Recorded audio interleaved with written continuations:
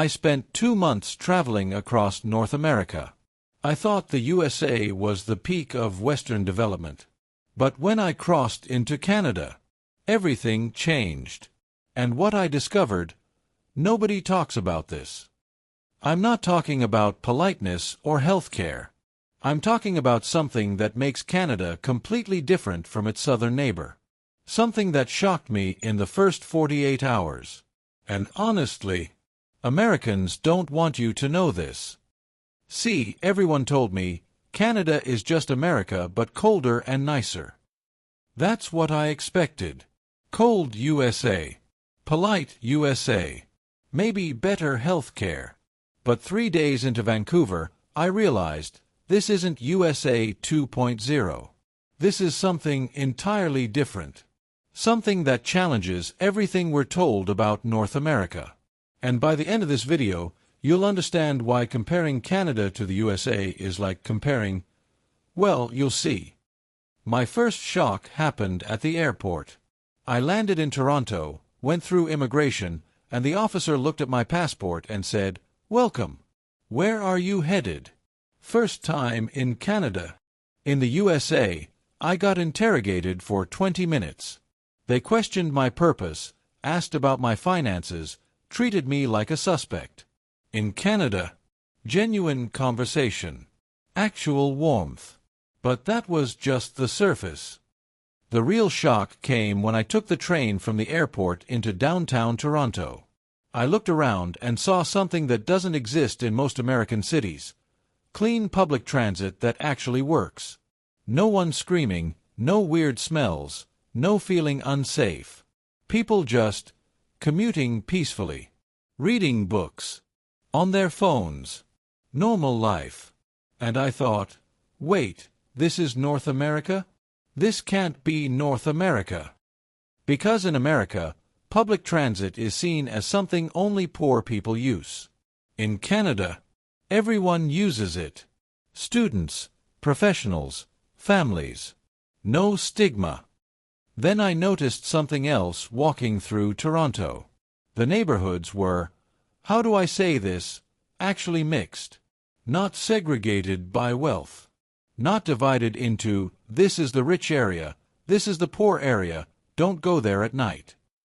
I'm talking about a millionaire's condo literally next to affordable housing, next to a middle-class family home, next to local shops. In the USA, wealth divides cities into clear zones. Rich neighborhoods, middle-class suburbs, poor areas. You know exactly where you are based on what you see. In Canada, it's blended, integrated, and it's intentional. I asked a local, how is this possible? In America, rich people would never allow affordable housing near their property. He laughed and said, we don't worship inequality here like they do down south. We actually believe in mixed communities. That hit different. Really different. Because in America, the conversation is always about protecting property values.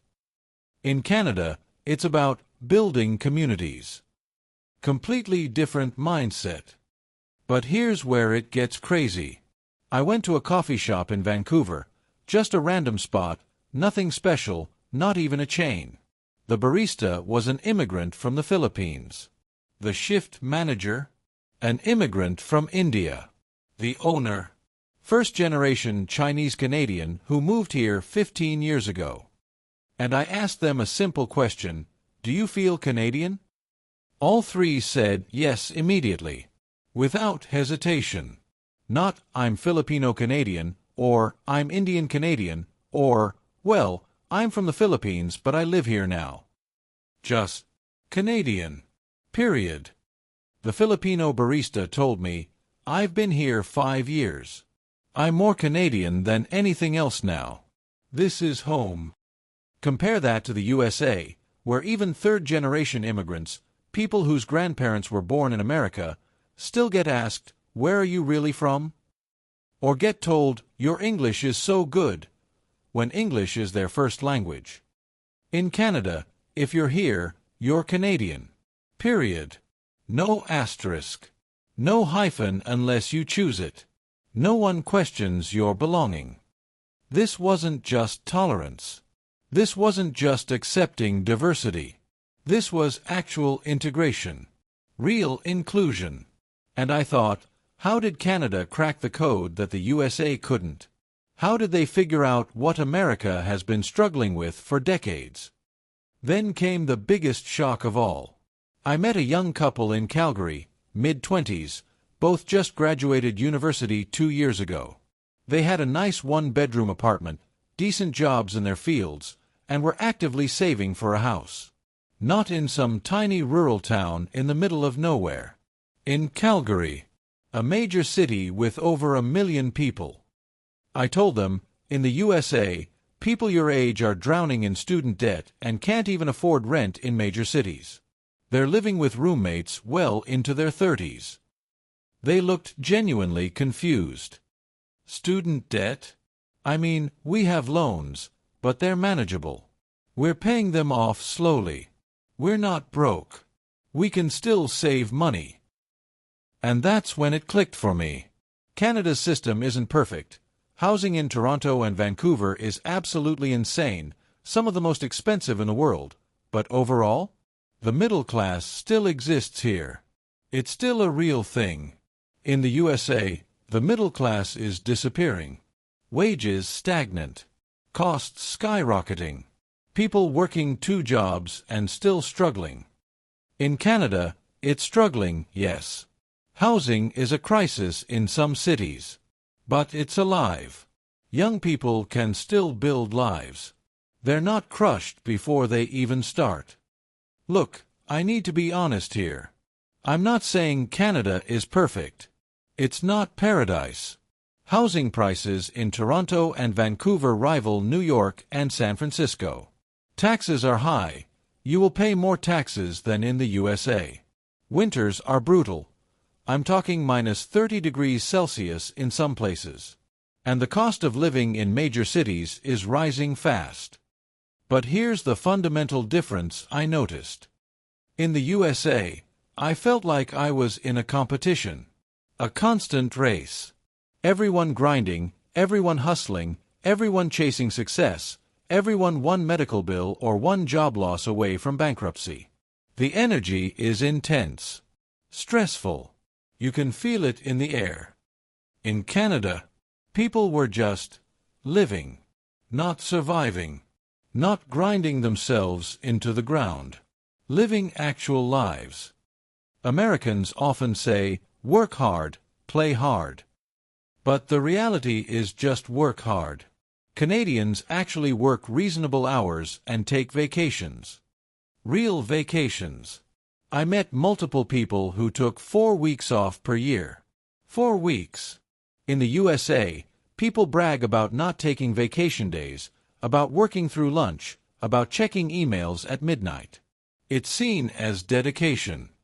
In Canada, not taking your vacation time is seen as weird. Unhealthy. Your coworkers will ask, "Why aren't you taking time off? Is everything okay?" Completely different culture.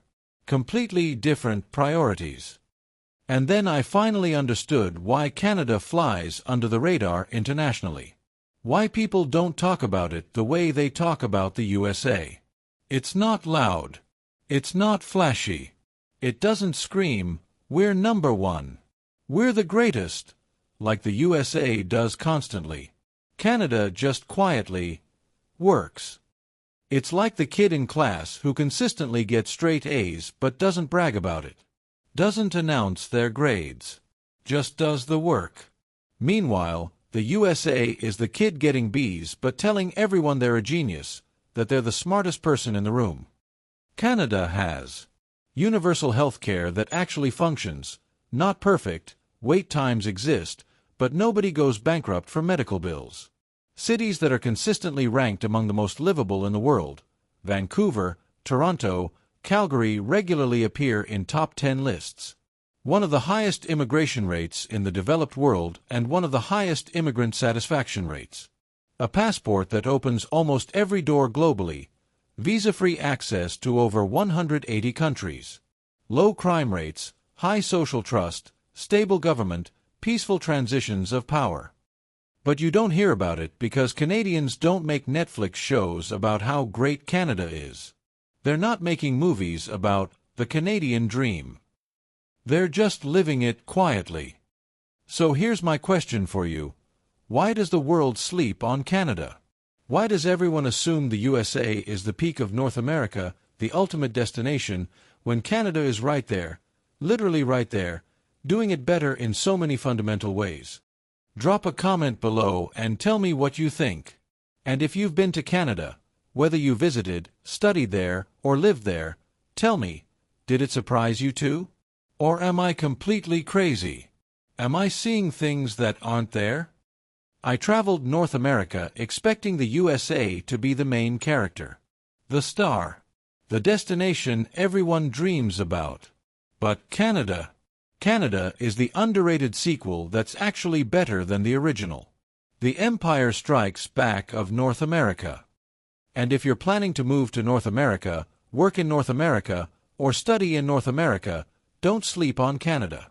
Seriously. Don't make the mistake of only looking south. Hit that subscribe button if you want more honest travel comparisons like this. No BS. No propaganda. Just real observations. Because next week, I'm breaking down why Canada's immigration system makes the USA look like it's stuck in 1950. You won't want to miss that. See you in the next one.